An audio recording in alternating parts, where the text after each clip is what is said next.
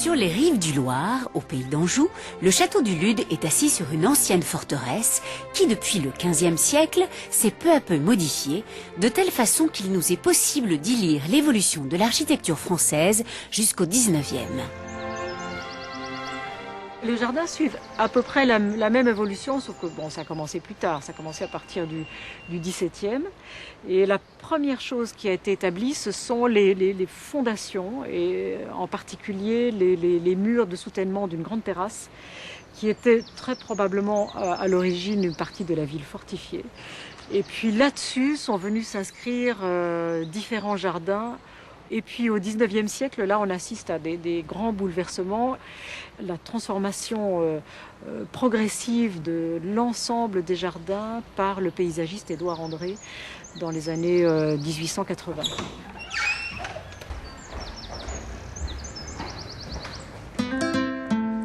Le château abrite les plans et les dessins qu'Édouard André avait voulu pour les jardins.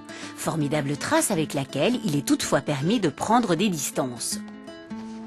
Il faut essayer de s'imaginer beaucoup de massifs de fleurs dans lesquels il introduisait des plantes un peu exotiques. Il faut savoir qu'il allait souvent en Amérique du Sud, qu'il a ramené des plantes de là-bas. Donc il y a eu cette envie de fleurir presque à outrance les jardins. C'est une tendance qui a traversé le XXe siècle et je pense que la tendance va vers la simplification. Je crois la première raison pour cela, c'est le temps de travail, le temps d'entretien des jardins. Mais ce qui est intéressant, c'est que même des structures anciennes peuvent recevoir des jardins beaucoup plus simples, beaucoup plus épurés et qui ont toute leur raison d'être, toute leur cohérence dans les mêmes lieux.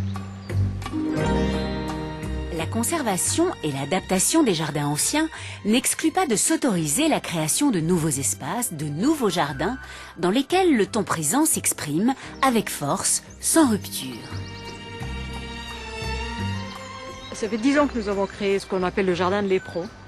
Et c'est un jardin où il ne restait plus grand-chose. Donc on y a planté une roseraie.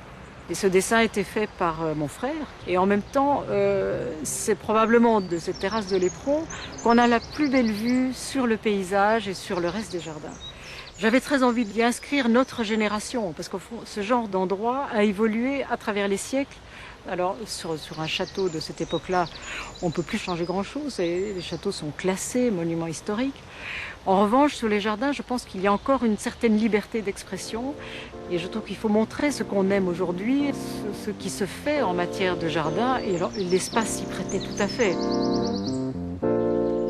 Derrière la rigueur des jardins d'Édouard André, le parc s'ouvre sur un bois qui, depuis quelques années, s'est vu enrichi d'espèces rares et variées. Ce nouvel arboretum est un pont jeté pour les générations futures.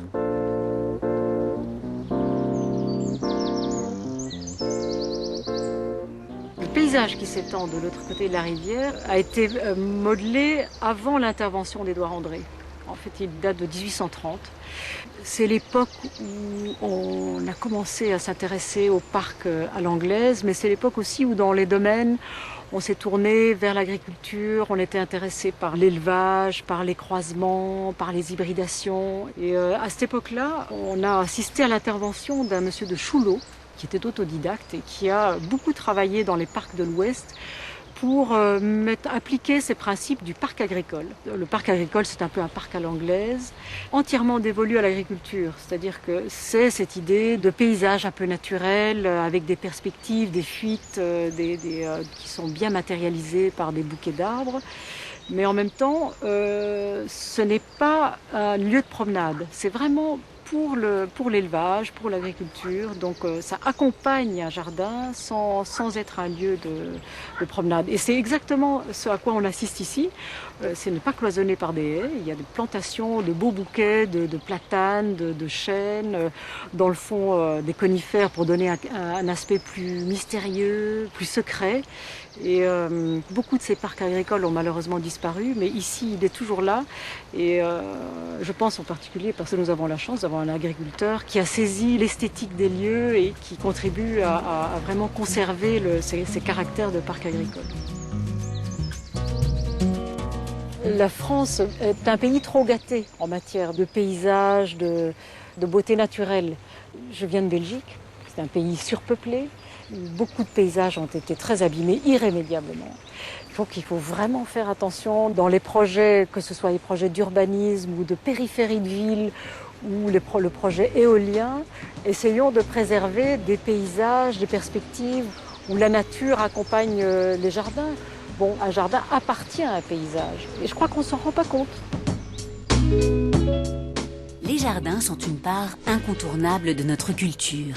Depuis longtemps, les paysages sont des espaces créés par la main et l'esprit de l'homme. Prendre conscience de cette culture du paysage est un moyen de savoir qui nous sommes, d'où nous venons et comme ici au Lude, nous nous devons de la préserver.